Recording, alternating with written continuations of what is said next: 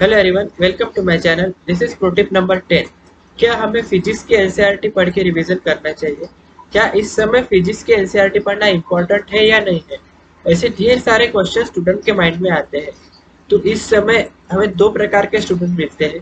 पहले ऐसे जिनके फिजिक्स में मार्क 140 या 150 प्लस आ रहे हैं, तो वो स्टूडेंट क्या करे?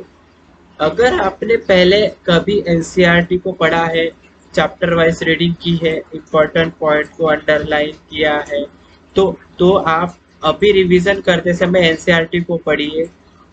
जो अंडरलाइन पार्ट है, इम्पोर्टेंट पार्ट पार्ट पढ़िए, सभी चैप्टर्स का पढ़िए। लेकिन अगर आपने पहले कभी एनसीईआरटी पढ़ी ही नहीं है, कभी एनसीईआरटी के चैप्टर खोल के देखा ही नहीं है, तो आप जितना हो सके उतना एनसीईआरटी को अभी अवॉइड कीजिए।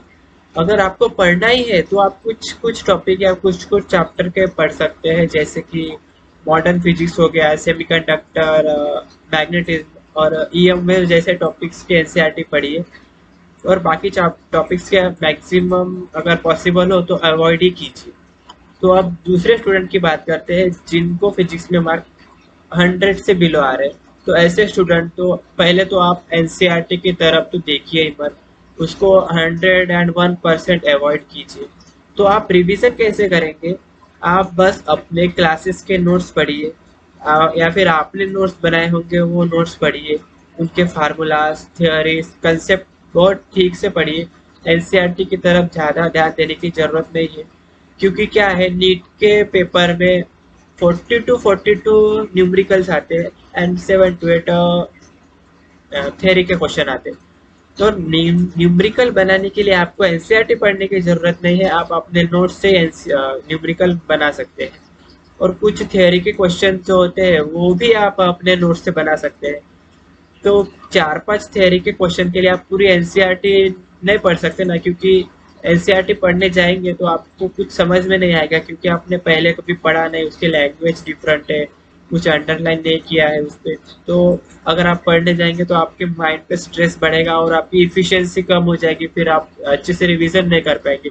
तो एज पॉसिबल आप एनसीईआरटी को अवॉइड कीजिए। और दूसरी चीज़, अभी रिवीजन करते समय आप क्या करें, वो ये चीज़ दोनों के लिए भी है, जिनके अच्छे मार्क्स आ रहे हैं और जिनके बिलो 100 आ रहे हैं, वो दोनों भी स्टूडेंट रिवीजन करते समय रिवीजन कर लिए, एक चैप्टर पढ़ लिया, तो उसके बाद जब आप क्वेश्चन लगाने के लिए जाते हैं तो पीवाईक्यूज जरूर लगाएं। और साथ ही साथ अगर एक्स्ट्रा क्वेश्चन लगाने हैं आपको तो केवल नीट लेवल के क्वेश्चन लगाएं, ज़्यादा हाई लेवल के क्वेश्चन मत लगाएं।